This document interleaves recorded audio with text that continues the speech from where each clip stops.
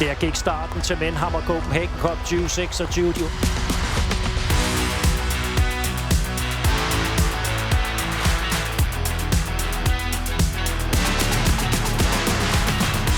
Nu kommer nummer 8, Cardoland Beat i en god afslutning. Indvendigt forsøger de 8 Cardoland Beat helt frem til Heels Johnny. Efter en fantastisk opvarmning er det 8 Cardoland Beat for Søren Demand Andersen, der runder dem alle og vinder løbet efter en reelt flot præstation. Hvor tit sker det egentlig for dig igennem din karriere, du bliver rørt over en sejr? Der er flere ting i det, men så tit sker det ikke. Er du ærgerlig over, at du ikke kan komme i vindercirklen? Nej, slet ikke. Stort tillykke, Henrik. Tak. 3 Mensa i føring, galop på afstand for et mester CN. Den bliver klappet hjem til endnu en sejr. 8 sejre på stribe. Gordon Dahl træner, Slutterik Disney ejer. 3 Mensa, Birger Jørgensen giver opvisning. Det kan gå en 11-tid af meldingen fra den gode Birger Jørgensen i forhold til Mensa, der er ubesejret efter 8 starter.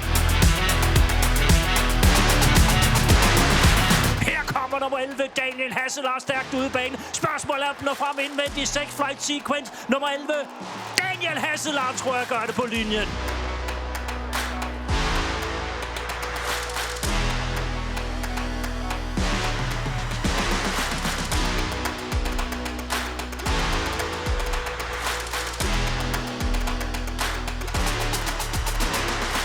Jeg har en fantastisk hest.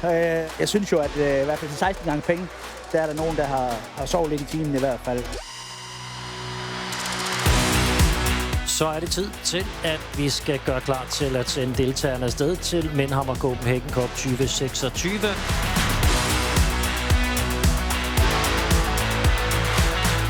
Fagersten mener, det er alvorligt, kører fortsat fremad. Ser vel også ud til at være på vej mod føring. Nu passerer de stallene for sidste gang. Så kommer nummer 9, Ganawish i et angreb i tredje spor. Nu bliver der sat tempo på igen foran. 4 Kuiper har ført det meste af løbet, og den har faktisk kontrol i øjeblikket. Nummer 4, Kuiper vinder. Den gik i kæmpe løb, Kuiper, og var bedre, end jeg havde regnet med på forhånd.